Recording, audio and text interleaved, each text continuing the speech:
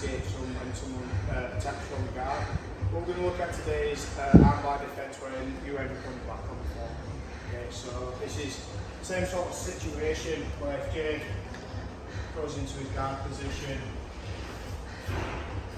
again, based on posture, he isolates the arm, creates an angle, gets into this position, and for whatever reason, either he steps really hard over here, or he may have done an armbar from like a top position where my back's on the floor, we end up here.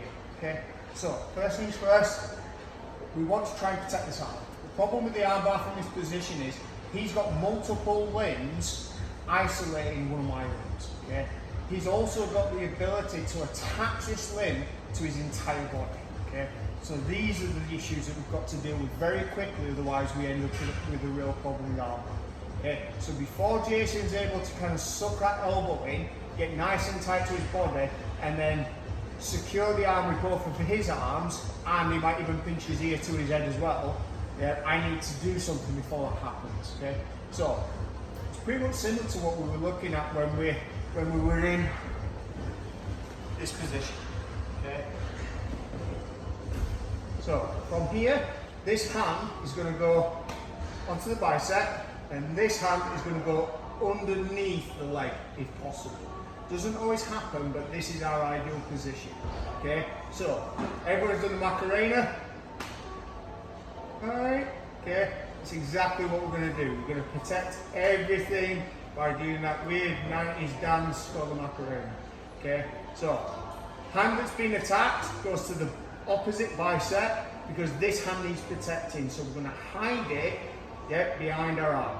Okay, so it ends up being a little tougher for Jason just to yank that arm out. This hand goes on the inside, and then I'm going to bring my elbows towards my body. Okay, so now I'm attaching my elbows and his arm to my body. So when he yanks on my arm, he ends up moving my body a little bit. Okay, sometimes and often people keep their elbows high like this. Okay, so your elbows going high if you just move this leg something here.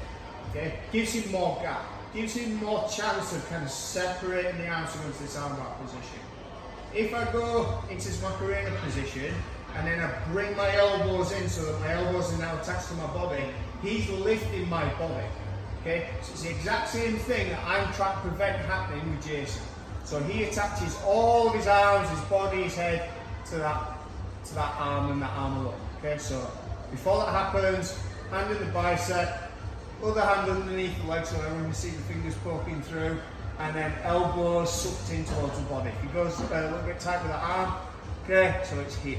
So now when he pulls, he should hopefully help me kind of pull so I end up getting on top position. Okay, not too fussed about that just yet, but he just wants to be nice and tight. So when he pulls my body up, not just my arm. Okay, does that make sense? Yes, man. All right, cool. Let's go. 1, 2, 3.